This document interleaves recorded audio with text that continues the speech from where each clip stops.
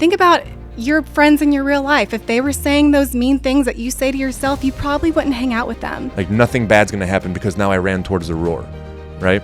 So let me ask you, how many times when you did do the hard thing, did you fall on your face? People hyperfixate on the goal and like the destination that they're going, and they want to get there so bad. And it's like, what are we all rushing for? Like, you're going to wake up one day and realize that you rushed your whole life away. You're worried because you never reached that destination, that goal. If I ask you, hey, would you mind if I kissed you right now? Right? Don't ever ask that question. It destroys the entire moment. Kills it. Kills it, Yeah, right? Because yeah. you've just acknowledged it. The magic is gone. But really, what's gone? Woo! Welcome to Find Another Zero. Woo! Yeah, she's in. She's in. All right, guys. I like to match people's energy. Oh my God. Well, then we're going to fucking fight. That's what we're going to do today. We're going to Welcome, Danielle Ambry-Fogarty. Photography. Extraordinaire. That's my full name. Photography. For people who don't know me, I'm a photographer and I'm newly married. So Yes. my husband likes to joke that my name is Danielle Ambry-Fogarty Photography. The whole thing. The whole thing. The driver's license is now this long, actually. Yeah, That's I know. how It's it a is. problem. Thank you so much for joining us. Thank you for having me. I'm so excited to be here. Yeah, we're elated. You are an amazing human being on top of a very, very talented photographer and just overall great person. So Thank you. I thank you so appreciate much. that so much. Bart Pietrzak, owner of Project Power Gym. You see behind me, Project Power Gym. Find another zero. What's the point? The point is when you get really good at something, you notice that your progress kind of starts slowing down. So find another zero means make sure you're always looking for another thing that you suck at so you can get better. I love that. Don't be afraid to be bad at something. Yes, continuously learning is so important. That's I right. always say, I actually didn't go to school for photography at all. No shit. I taught myself through YouTube, but I always say like the key to success is always learn something new. Like when you master a skill, find something new to challenge yourself with. Like people are so scared to take that step. Yes. But most of the time behind that fear is your success just waiting for you. 100%. You've heard like run towards the roar? Yes, Have you heard yes. that? That's on my necklace, actually. I love that. have a I always Project Power say necklace. like through my life, I've just gotten really good at running towards whatever scares me. Yeah. Whether it's something relational or in my career or educational, just run towards it because that's going to make you stronger. No doubt. So confrontation doesn't bother you? Not at all. I embrace it. I feel like people want to stray away from friction in their lives, but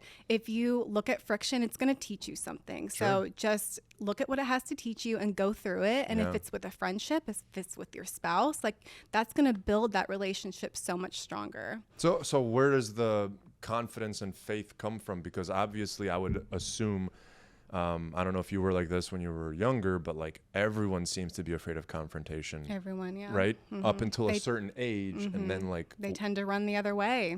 why?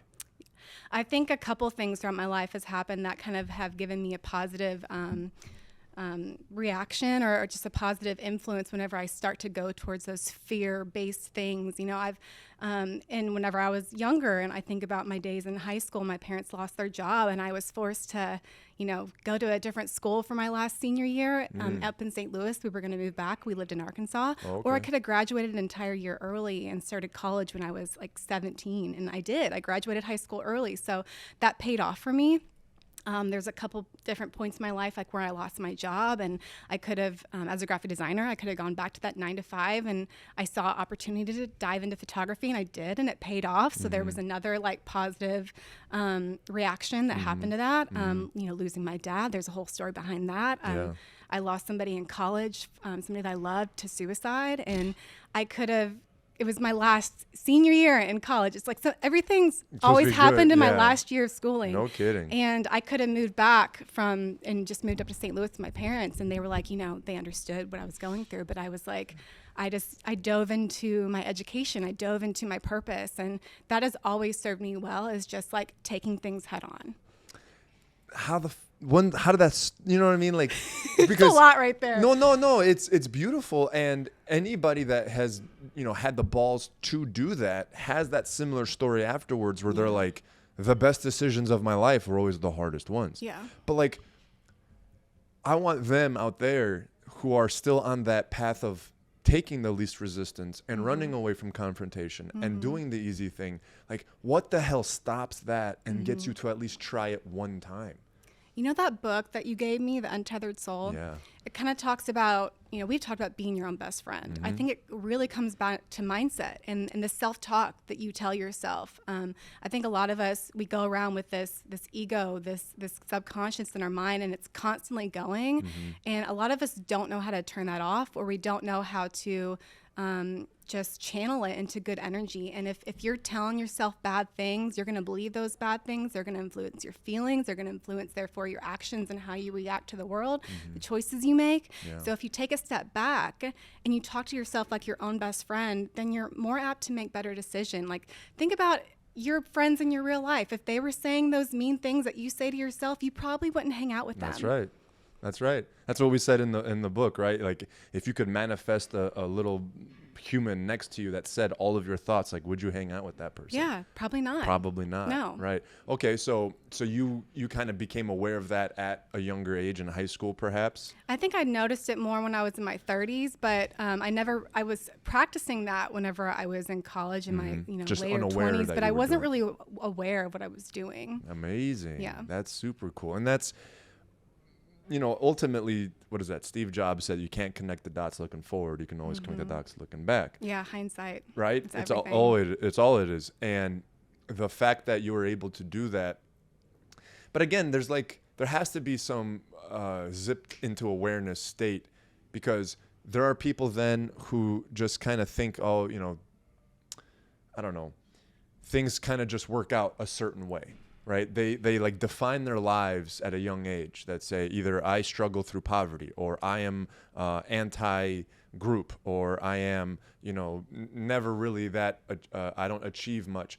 And they like define themselves, and then their awareness circles that definition more than the actual reality of what's happening around them. Right? And they don't break the cycle ever, because it's like a self-fulfilling prophecy. Yeah. So at a young age, I talked to Jeff. Jeff had a very similar story, that at a young age, he wanted something. His parents pushed him to try to do it. And like through his hard work, like there was a positive result.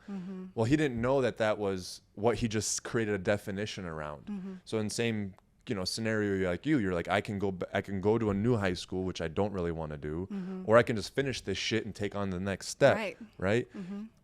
Well, you created a definition around, well, don't run toward the easy thing, because I did the hard thing and it worked out really well. And then you just perpetuate that. Yeah. It's all about little choices that you make. I think everybody wants this magic pill that's going to fix everything and make them successful and make them happy and make their lives easier. But it's really about small decisions that you make every day that have a compound effect. No doubt. So then let me ask you this, because I want to create a very realistic understanding of this for most people. When they listen and they consume all this, self-positive help, they tend to believe that if they, create these action steps toward this mentality that you have, that the results are positive right away and forever. Like nothing bad's going to happen because now I ran towards the roar, right? So let me ask you, how many times when you did do the hard thing, did you fall on your face? Plenty. But that's what made me learn. I think so many people are afraid of failure. Yep. So yes, when you're going towards something, you're trying to reach that goal, you might fall on your face, but I can guarantee you're going to learn something that you can pick up and take to the next step. Like you might take 2 steps forward to take 1 step back, and that's okay. You're still moving forward. That's the thing that I think people need to really take with them. Yeah. Is number one, like you said, not having the fear of falling. Like you're going to fall. It might be 5 steps, but you're gonna fall 1 or 2 steps back. Yeah, right? It's gonna happen. It's going to We're happen. human. If you're trying to go, like if you've ever tried to run as fast as you can, as long as you can, you trip. Yes. Like you find a spot where you just lose balance and you Yes. fall, right? But if you never tried sprinting, you'd be 30 feet behind where you currently are laying on your face. So I'd much rather be laying on my face 50 feet that way than standing right where I'm at right now. Yeah, absolutely. And I mean, I think this goes back to like, kind of reminds me of like the hustle culture and like burnout culture too. Like it's so important. I think people hyperfixate on the goal and like the destination that they're going, and they want to get there so bad. And it's like, what are we all rushing for? Like you're going to wake up one day and realize that you rushed your whole life away. You're worried because you never reached that destination, that goal. don't want to burst anybody's bubble, but you're never going to reach that destination. Like life is had in the journey leading up to wherever you want to be. So you might as well learn to enjoy it, because there's going to be ups, there's going to be downs, but it's a journey. You know, the end destination is heaven. Yeah, right. Exactly. So you do a really good job of that. I have noticed through your business page. Like I'm of like, number one, I'm a man, so I have a certain type of tendencies. And number two, I've been on my own since 16. So like hard work is like my best friend, right? And oftentimes I get fucked up because hard work doesn't always mean productive work. Yeah. Right. So you did a really good job. I noticed, this is months back, but like, didn't you like take a month off or a week off or something? You're like, hey, I'm just letting everybody know I'm shutting shit down for like 7 days or whatever. This is pre-dad and everything. And I'm like, holy shit, she's amazing at what she does. She's obviously busy to the gills. And she just decided to like, hey, I'm taking 7 days. How the hell do you do that? I think it's knowing my limits, and I've been in that burnout before. I mean, my first year shooting weddings, I shot 19 weddings, and that's kind of unheard of when you're stepping into the wedding industry. Yeah. I had my foot in the industry already, which was helpful, and we can touch on that if you want to. But my 4th year as a wedding photographer, I shot 45 weddings. There's only 52 weekends in a year, and that's a lot of work. There's a lot of double headers, so a lot of like multiple weddings in a weekend. Aren't they all at the same time? Like, who has like a morning wedding? Like, how did you do 2 in one day? Well, no, it's not 2 in one day. So it'd be like a Friday, Saturday, or like a Saturday, Sunday, gotcha. or maybe a Friday, Saturday, and Sunday. Good Lord. It's a lot, especially when you're working like a 10-hour day. But I just got to the point where I was, you know, it's so easy to, when you start a business, to want to hustle, and you work 24/7, and you flex that muscle, and it becomes the norm. And you're just working Monday through Sunday, you know, 60 plus hours a week, and you're trying to make it, and then you make it and you're like, how do I turn this off? How do I stop? And I think that's the problem for a lot of people, is they reach that burnout and they don't know what to do. So I think that stage in my career taught me a lot, because I realized I really didn't know what I was chasing. Like, I had made it, I was successful in terms, and I needed to learn how to fill my cup in other ways. I think that's important to do. We can't just work our lives away. No doubt. Do you believe that it was fear-based? Because from my own perspective, and Jack and I have spoken about this. Just like overworking? Well, the fear of, I had nothing. I did these action steps. I have something. And then you'll lose it. And if I stop the action steps, it will go away. Yeah, definitely. Right? Yeah. So which doesn't make sense. I think you have to go back to that thought. Like, that's the, it's like the triangle. It's like your thoughts influence your feelings, therefore they influence your actions. And you have to go back to where that thought is originating and ask yourself, is there concrete proof of this? And isn't there? Because you had nothing, and then you took 42. Well, that was in the past. So current day, like, yes, I still had inquiries rolling in. I still had, my books filled up for the next year. And I think you just have to ask, you have to do the numbers too. Like, you have to see how your business is scaled, and how you've gained profit, how, where you've maybe lost them. So you have to reevaluate constantly. I think that's the important thing, to realize that you're not going to lose what you've started if you're still putting in that effort. Well, and that's, I think, what, if we can like dissect as good as we can, that's the next layer that I don't think anybody really talks about, because they'll do what you just said, because you have this healthy relationship now where you go, I'm getting to that stage, I'm gonna take a step back, right? But I think a lot of people don't have enough self-awareness to go, all I need is a week to step back, and they go, this isn't for me. They go like, I did that, I hated my life, or I was burnt out, so I'm quitting this, or they go, they try to do too much, when in actuality, what you just said, I think, was great. If you're 5 years in, it's not the same as 1 year in. And you don't need to do the same things at 5 years as 1 year. And your 5 years has given you an established understanding in the market, in the community. So you're no longer having to prove yourself in that way. Now you're trying to prove yourself in a different way, or scale yourself in a different way. And I think a lot of businesses either teeter out, stay stagnant, because they continuously try to grow like they did 1 through 5, 5 through 10. But it's a completely different game, 5 through 10. Yeah. Does that make sense? Yeah, it's a different stage. I mean, there's a lot to be said about not having to do everything yourself either. I think a lot of people have a hard time scaling because they don't know how to delegate. They don't know how to outsource things. Yeah. And you can't do everything yourself. Yeah, and you know, for me, for an example, that was a huge thing that I had to really get aware with myself, because I believe in myself so much that I knew if I ran the personal training department, it would be fucking awesome. I knew if I ran the front desk team, it would be awesome. I knew if I cleaned the gym myself, it would be awesome. I know all those things. And then There's I'm like, only okay, so much time of the day. well, then I go, okay, I'll start by doing all of it, and then I'll slowly give each piece away. Yeah. Hard to do, right? Fuck no, you won't. And I sat there and I literally asked myself, like, I went back to that triangle. I went back to my thought. I'm like, Bart, what are the chances that you get personal training doing $50K a month by yourself, and then give 90% of that away to somebody else to manage the way you created it, and be okay and have enough faith and trust in them that you can then focus on something else? The chances of that are pretty fucking low. Now, why would I want to do that? Well, because it would happen a lot quicker if I did it. It would happen a lot faster. I'd have a lot more faith that the hours and the energy and the process was doing correctly if I did it, right? It would happen quicker. Yeah, but quicker isn't further. If I really do want to scale this, and I really want multiple gyms, and I really want a brand, why don't I get someone right at ground floor and have them build it, and I'd help them do it together, because my hands are off from the jump. Yeah. Right. And that's what I chose to do instead of doing it all myself. Could we have maybe gotten the numbers we got sooner? Maybe. But we At the expense of what? Well, though? exactly. Like Who knows? your mental health. I wouldn't have been able to function. No. You're right. And then my quality would have fucking been terrible. I wouldn't have been aware that my quality is terrible because my effort is high. I mean, that's a perfect example of taking 2 steps forward to take 1 step back. Like you might take time to train that person and help them feel like they're a part of this and they have buy-in to your business, but it's going to pay off in the long run. Oh yeah, and it has. I mean, I have the most incredible team on the fucking planet.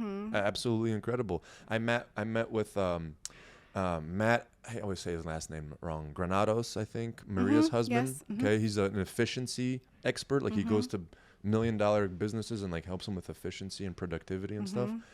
And he sat down with me, and it was a good long conversation. But at one point, he was under the assumption that he was about to help me learn this, where he's like, okay, now let's get you off of the cleaning floor. Let's get you out of the front desk. And I'm like, I don't do any of that shit. Like I don't have hours scheduled in any capacity inside this gym. I am fully a freelance, just on top brainchild to help the team grow their teams. And you're the CEO. That's right. And if you can behave that way within your own company, you'll then be able to understand where the 7-day off 4 years, 5 years in belongs. Absolutely. Versus if you treat yourself as a grunt in the whole thing, then you can't. Exactly. And no matter how big or small your business is, I mean, for me as a photographer, I don't have a lot of overhead. I don't have a lot of employees. I have an assistant, and then I have girls on my team who shoot weddings for me. Oh, okay. And so that was kind of, it reminds me a lot of that, because when I have 2 girls on my team right now who shoot weddings for me. And when I hired them, it was definitely a couple steps back because I had to take my time to train them. You know, I would pay them extra to shoot weddings with me so they could see how I directed my clients, how I posed. I taught them off-camera flash and lighting. And then that went into me going to meetings with them and my potential client and, introducing them to the client and then going with them to weddings. So I could see how they're performing. So there's a lot of investment you have to do to your employees or whoever you want to hire to grow for that to pay off in the long run. Yeah. So it, I'm thankful that I did that. And I saw the end result because, I really enjoy being able to serve more clients. At the end of the day, I don't want to keep giving out my time for money. Can't do that. Can't do Worst that. equation on the planet. No, you're gonna hit a ceiling, and you're not gonna be able to go above that. So for me, I'm at a certain price point now. Like when I shot my first wedding, under $1,200 and I get paid 6 times that now. So I'm not for everybody, but I would love to be able to still serve those clients, those budget clients that love my work. And I can do that through my associate photography now because I'm still editing the photos. They still get my style. Yeah. I didn't know that. That's amazing. Yeah. What was that transition like where you were getting inquiries about Danielle and you're like, cool, Katie's coming? Right? Well, I mean, I would quite honestly just say, you know, first they would either say that my prices were outside their budget, and so I would give them a second option and say, so hey, it wasn't Katie at first. You're like, here's what it is, and they're like, oh, I can't do that, and you're like, okay, from there. Depends on if I'm available for that date. So if I'm not, then I'll say, hey, I'm not available. I'm already booked with the previous client. So if you want to work with my team, you know, I've trained them for years, which I have.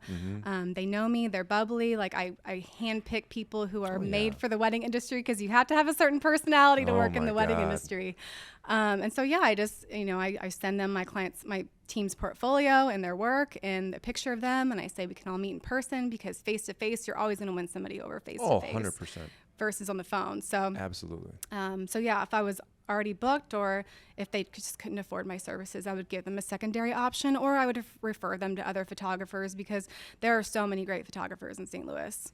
Okay, so tell me about that, because that seems counterintuitive from a business standpoint. I know everybody's always like competition, like, but let's be honest, like there's so much business for all of us, especially in photography. There's always going to be people who want to get married, and I don't just do wedding photography. You know, I do brand work. I work with businesses and small business owners, and I do mentorships, so I educate photographers.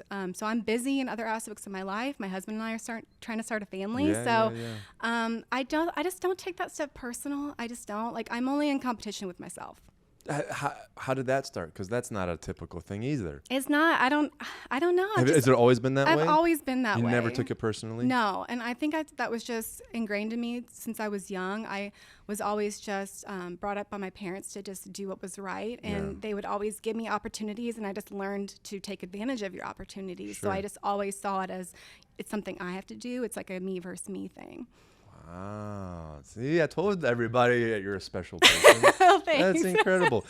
I mean, because, listen, when you're desperate, hungry, broke, and someone goes, I'm going with somebody else. Like, yeah, it hurts. I mean, I get ghosted still, and I'm just like, ugh. But I'm like, that's fine. Like, I'm not meant for everybody, truly.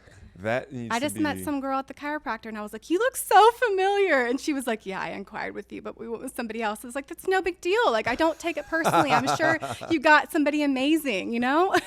And not as amazing as me, bitch. Right? Come on now. Sucks to suck. You fucked up. Them pictures going to suck forever.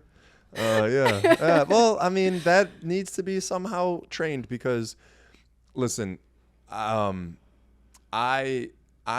battled with that myself. I'm a very competitive person, and more than that, I'm extremely passionate, and I'm very heart-driven. Not a bad thing. It isn't. It's a superpower, but it's also a kryptonite because you can then become obsessed with making sure that everyone gets taken care of to your fullest capacity. Yeah. But then it comes to time where you have that mature realization where, number one, no, if you are for everyone, then you are for no one. Yeah. So true. You can't stand for something and everybody like you. Like, then you're not really standing because those are counterintuitive. And number two, there are enough humans for all of us to eat. Yes. Right? Absolutely. Like, there's like 7 billion people in the I world or mean, something. you gotta be really, like big on the development scale of business that like you need more humans. Like, there's not enough, you know? Not to mention you put out an energy. And if you're in the people business like you and I are, if I am giving out this energy where I am like me and, fuck everybody else, even if you like are with me, you're like, that energy kind of sucks, bro. And I really don't want to stay with that kind of energy for a very long time. Right? It's not gang wars. Like, there's not like the Danielle Photography gang that you wear purple and like fuck everybody who wears orange and green. You know what I mean? Like, but it's been done that way for so long because business creates a business through that. Right? If you could go Team Pepsi or Team Coke, Like them motherfuckers go crazy to prove their loyalty to Coke, and they fucking blow Coke up versus Pep. Like that doesn't need to happen anymore. And I do believe we'll talk about it. We talked about it before the camera started rolling, but there's a shift now to realism because there's so much bullshit and commercialism, and so, you know, everything's perfectly polished, and this like fake contribution that the uppers have to piss everybody off, to get them all riled up so they can segment. Like, I think we're all over that shit. So you were telling me before, and I'd like you to repeat it if you could. You were telling me that there's a shift now, especially on social media, where they're going for more raw edits of videos. Authenticity is trending. Yeah. And I think that people are just, like you said, they're sick of the polished stories. They're sick of the polished videos, or the videos that are clipped up to hit all the perfect points where they're talking perfectly. And I think that we're kind of jaded as a culture. We've lived in a digital, noisy world for so long, and I think now authenticity is really what's going to be going forward, and it's going to be most popular in 2024. Like, if you stutter, post it. Like, just roll with it. It's going to make you human. It's going to make you more relatable. And I agree with that. There's just no way, if you've been on, you're around my age, right? I was born in 87. You were 88. Okay. There's just been such a long stint of posts and pages and people and influencers and you know, all these people that, let's say you've met some of them in real life and you see you against the social media, and it's obviously fucking completely different. Like it's a highlight reel. It's a highlight reel. This is the anti-highlight reel in 2024. That's what they're going for. Like, if I click on a page that, let's say, liked one of my stories, and there's like 500,000 followers, you can already bet all of your money that it will have a certain look on the page. The pictures will look a certain way, and the smile, and it's like all, you know. And then you go to like 200,000 followers, similar. You know, 50,000 followers, similar.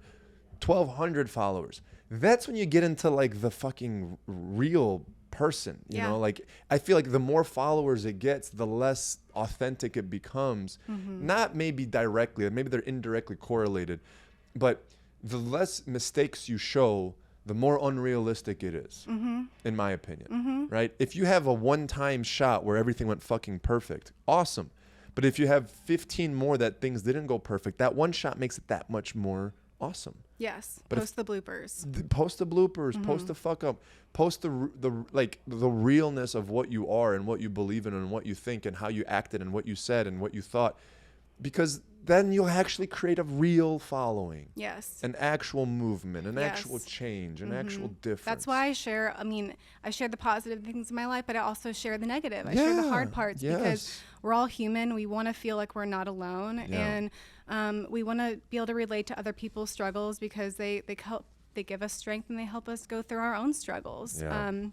So I think that's important to share the highs and the lows and to not try to be perfect. I think I know for me, like I talk a lot in my stories, and if I mess up, I don't try to retake it. I just post it because I think people are too concerned with what everybody else thinks of them, and I think you just need to block out that noise. But isn't it all fucking ironic? Because we go, I don't care what anyone thinks, so I'm going to post something that millions of people are going to see.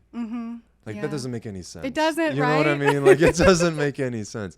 And I battle with that constantly because it is, in business, when I am trying to reach many people, I have to use a device that I hate because it makes it about reaching a lot of people, you know? So it's like, try to marry the two of you're authentically yourself. You put it on the internet, but you don't mold what you do to the internet. Yeah, no. Right? Yeah. If you can hold on, like, you know, I know this is a very touchy subject, so we can just mow over, but like when you know, the stuff with your dad was going on, like, you didn't uncut anything. Like, you just went and said, here's. It was all raw. It was all real. Right. Yeah. And I say to myself, you know, and maybe this is helpful for people who worry about what other people think.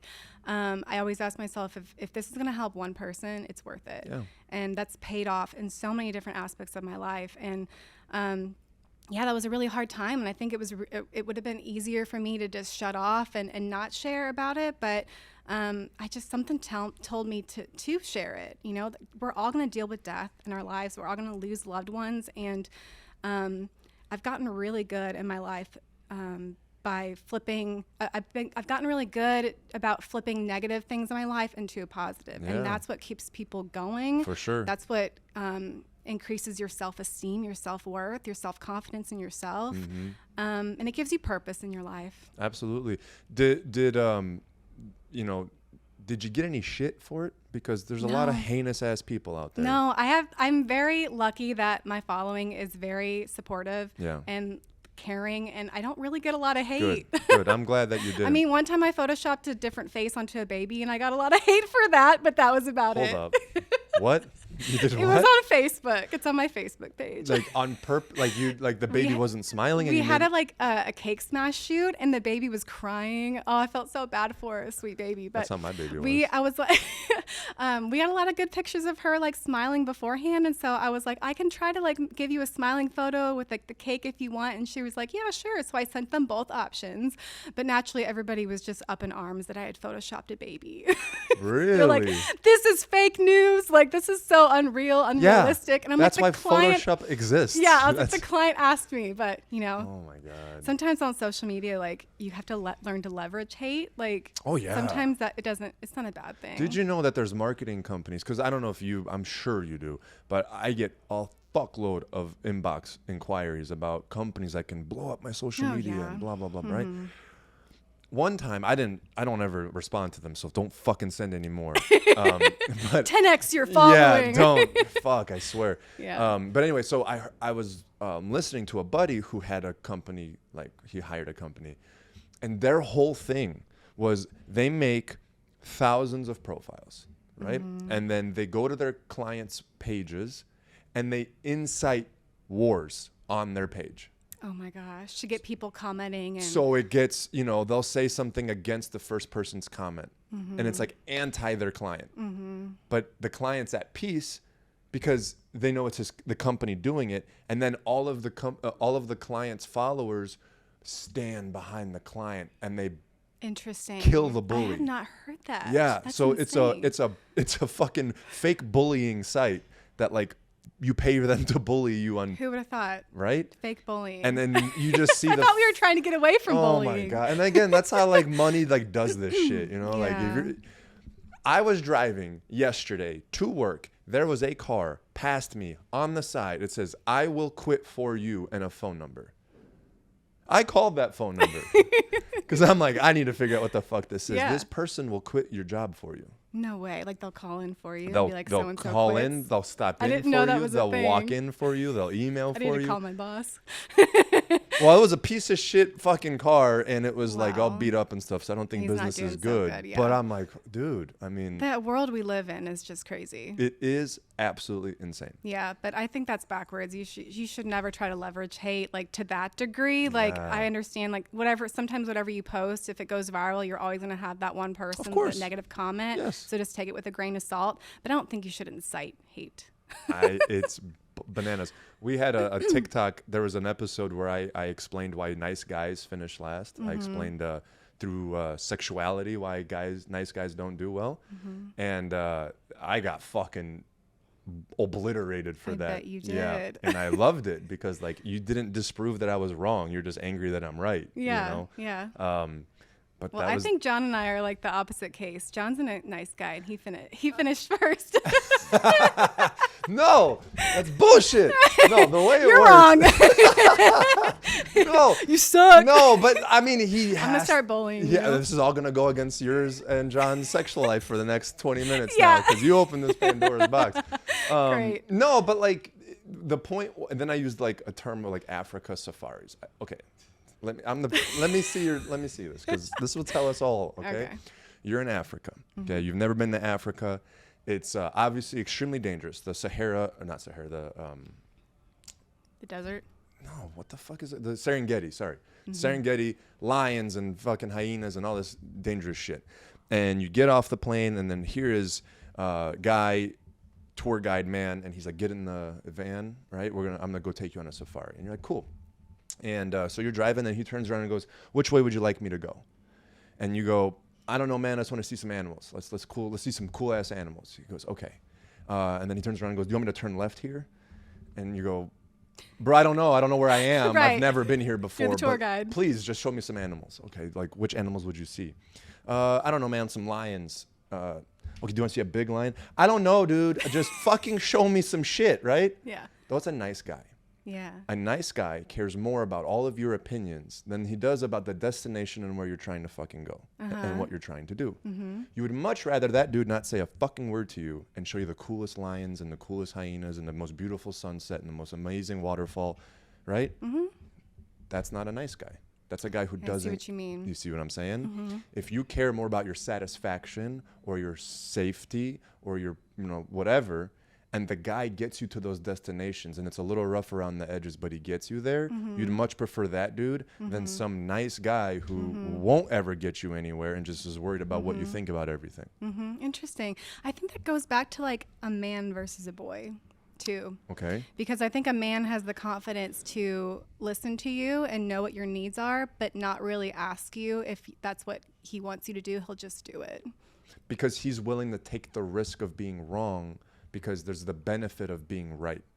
If I ask you, "Hey, would you mind if I kissed you right now?" Right? Don't ever ask that question. It destroys the entire moment. Kills it. Kills it, Yeah, right? Because yeah. you've just acknowledged it. The magic is gone. But really what's gone is the risk.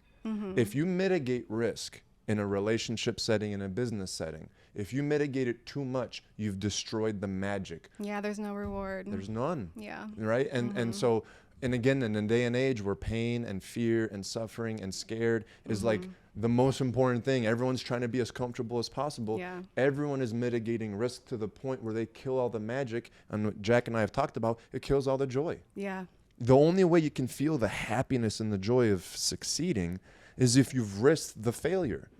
So if I know you want to kiss me, and then I confirm with you that you want to kiss me, and then I ask for permission for you to kiss me, Where's the risk? there's nothing. Yeah. You're like, okay, I knew that was happening. Butterfly's gone. Yeah, all of it's gone. Because then you're like, I wonder if it's going to be good. Because then you go a step further. How would you like me to kiss you? Right. Like, would you like me to be soft or firm? Would you like me to tongue? Like, what do you want me to do? Want me to touch? Want me not touch?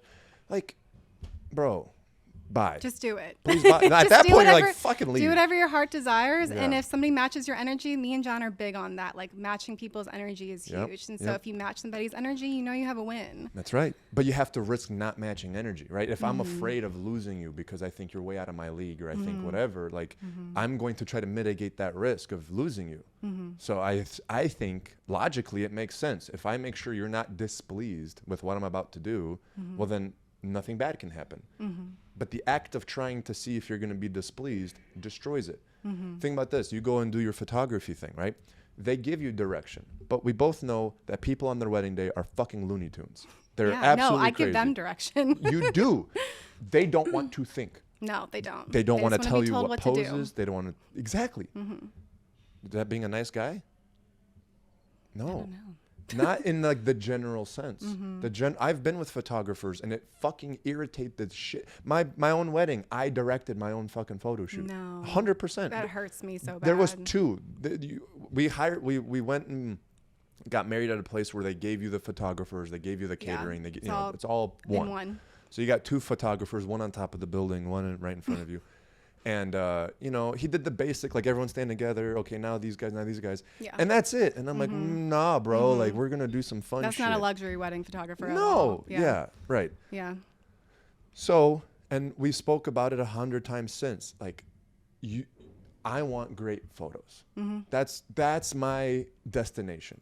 And you being nice to me gets me to that destination, but not asking me how I want to get there and what I want to do and how I want it to look and blah, blah, blah. Give me a nice one consultation so that I can be clear with your vision, and then you give me the reins and I will get you there. Yeah, I think the connection between that and like the photography career, I think it's like harnessing. There is masculine and feminine energy, and I think you have to harness that in relationship. Like every relationship, one person has a little bit more masculine energy, the other person has feminine. Sometimes it's flip-flops. Sometimes it's not, denoted to whatever sex you were born with. But in my day job, in my career, I pretty much harness a lot of my masculine energy. I am decisive. I am direct. I am blunt. I know what I want. And that's why people hire me. That's right. But on the flip side, like when I go home, I shut that off. And I'm really glad that I have a partner that has that masculine energy, because I do it 9 to 5 in my day job every day. I want to go home and I want to flip on my feminine energy, and I want him to take the reins. I want him to lead us.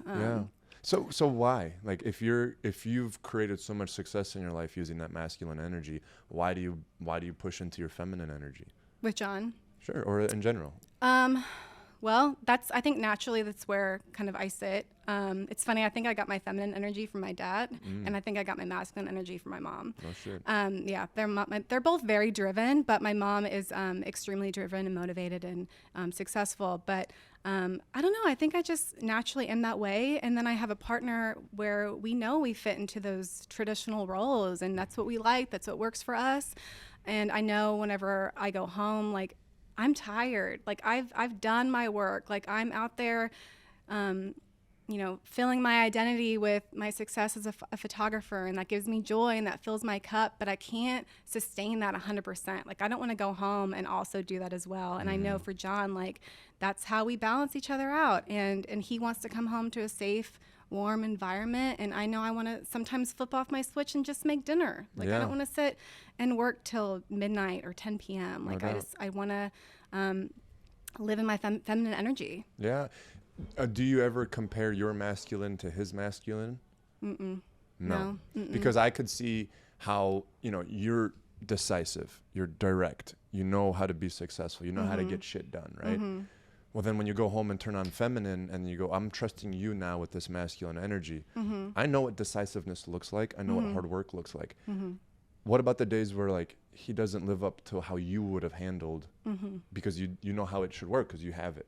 Yeah. Right? Well, I think for one, it goes like I respect him. So I know he's going to have days where he's off. And if I ever feel that way, or if I feel like he's stagnant and we need to be moving forward or making a decision, I'll always approach him with, because it always goes back to like my feelings, truly. Like I feel like he's doing something a certain way. I feel like he's not making a decision. And I always just approach it as, hey, like I feel like maybe we need to be moving forward on this. I feel like maybe we're procrastinating here. Like, what do you think? Let's make this decision as a team. It really goes down to that. Like we are a team, and that's what any successful marriage, that's how they should operate. I love that. Yeah. And it's not a, you're doing something wrong thing. It's never that. I think with marriage, sometimes people forget to leave their ego at the door. Whenever you marry somebody, you become one. Like you are one flesh. And for me, John is a part of my ego. His success is my success. His sadness is my sadness. We are a team. So I never want to approach him by saying, you're not doing something that I want you to do. I'm more aligning it like, hey, I feel like something's off here. I feel like maybe we should be doing this instead. And then that opens up the conversation, and I'm not prompting him to automatically get defensive. Yeah, well, that's exactly what happens, right? Yeah. Because let's say he's had a long ass day too. Right. And now he's got another thing attacking him. Yeah. And I'm like, you didn't call the heating cooling company, and I'm going to be freezing tonight. Yeah. You know? Take care of me, bitch. Exactly. Fuck. Yeah. It's a team. That aspect is important because it does require a little bit more energy on your part to sustain not attacking, right? Yeah. Because the shortest line is going to be to attack. You're fucking up. Yeah. Stop fucking up. Yeah. Right? But why?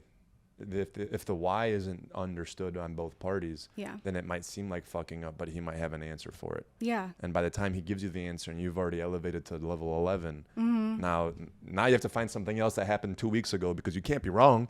I'm not losing this fucking fight. That's something we do not do. We do not keep score. That's amazing. Yeah, and I think that that can be a real big downfall in marriages. Like whenever you have an argument, move past it. Don't bring it up 2 weeks later. Yeah. You can't keep score. Marriage is 100% on both sides. Like, yes, you're going to have bad days, but it's a team. You know, I'm not going to sit here and count how many times I did the dishes and he didn't. I'm not going to count how many times he's not going to count how many times he, took care of the dogs and I didn't. Like, we are a team together. And I think that people kind of they do that, and it makes me sad. It doesn't frustrate you if he doesn't do the dishes for a lot of times in a row? Actually, I don't mind doing the dishes. I actually hate doing the laundry. Okay. I am more often known to leave laundry in the washer and it become like, moldy Yes, over time. yes, And he's like, 100%. babe.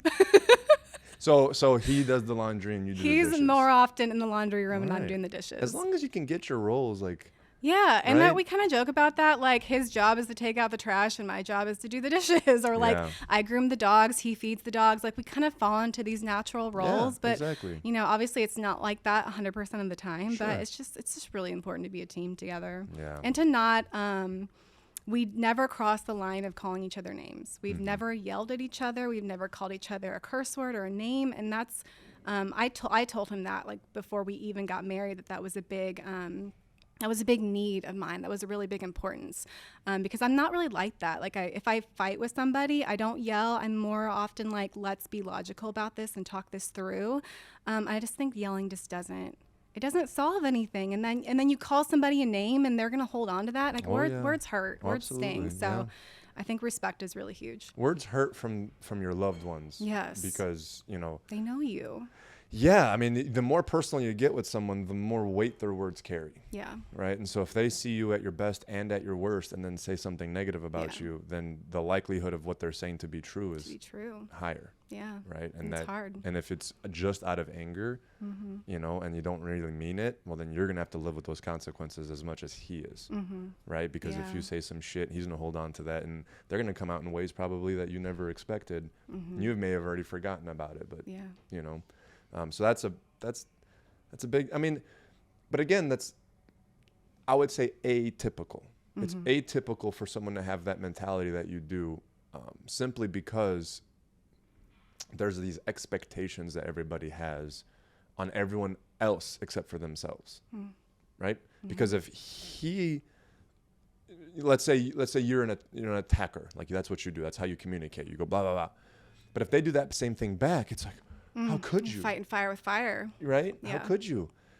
So it's like, if you don't want it to be done to you, then there's no way you should be doing it to anybody else. Right. Most basic principle on the face of the planet. Treat others how you want to be treated. Yet no one follows that shit. Everyone is like, I'll call people out all the time where they'll tell me stories about, can you believe that this person did this? I'm like, you told me you did that exact same thing to somebody else like 2 months ago. Yeah. Like, how are you so bewildered by the possibility? Right.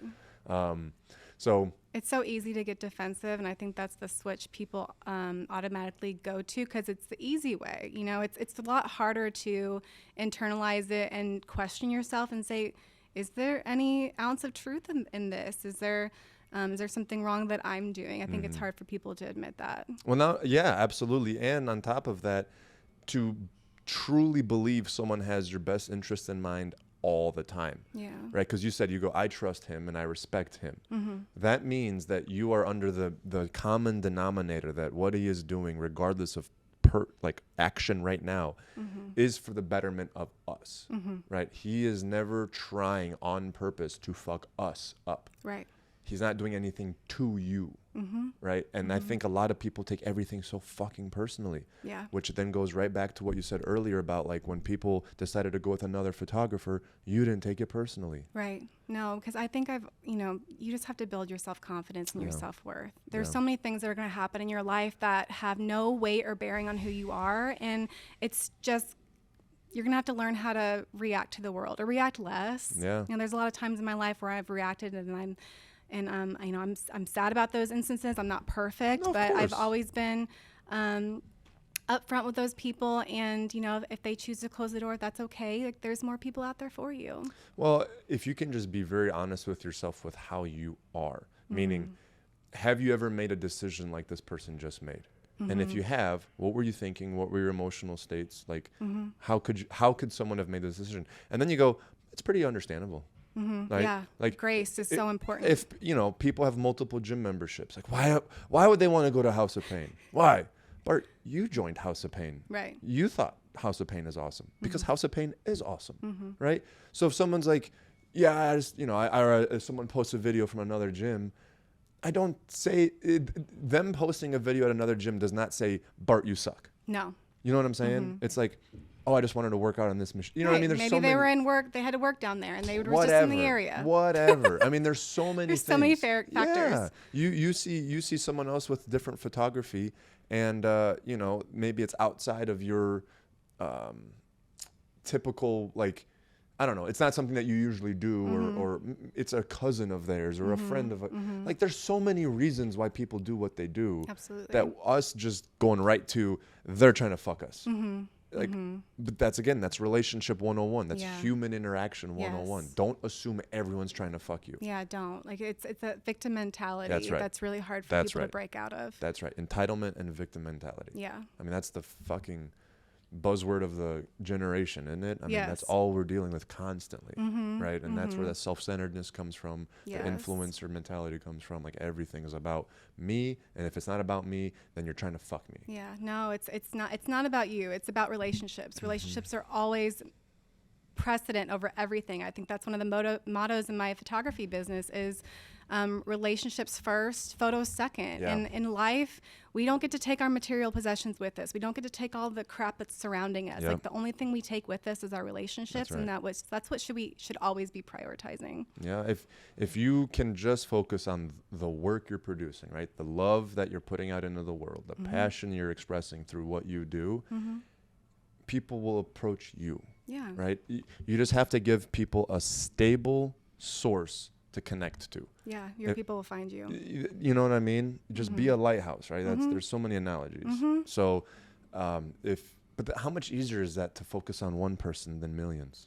Right? If you focus on yourself, not from a fuck everyone, I'm the most important. Like, what you can bring to the table. That's right. Provide value. I That's always right. call it servant leadership. That's just right. how do you serve your clients? That's right. And that doesn't mean be a doormat, right? No. Don't be a nice guy. Right. Right? I produce the best quality photos, prints, edits, period. Yeah. That's what I do. And people appreciate you for that. And then on top of that, you're an amazingly kind and generous and, you know, great human being. So you ain't going to lose. So if someone goes with someone else, you go, cool. Yeah. Right? Absolutely. Everybody wins. That's right. There's room for everybody. All right. I have a client. Thank you so much for coming. Thanks for having me. This is fun. Right? Yeah. We'll do it again? Yeah, absolutely. All right, girl. Next time we should get John on here. Yes. I would love, basically just us listening to John talk. Is Pretty what that much. would He be. is a wealth of information. That guy Oh my has gosh. so much. I know when he gets home, I'm like, so what do you think about, I need some advice. Do you? And then All do the you like get time. a cup of tea and just sit All and the listen time. for an hour? He's amazing. Yeah, John's one of the greatest human beings I've ever met. So Yeah. we will for sure. I appreciate it. Thank you. Click subscribe and the likes and the shares. Share, comment, do all the things. Yeah. You know, all the social media shit. All right. Rate the show a 5-star because you want to be honest, okay? Thank you so much. Thank you. Peace!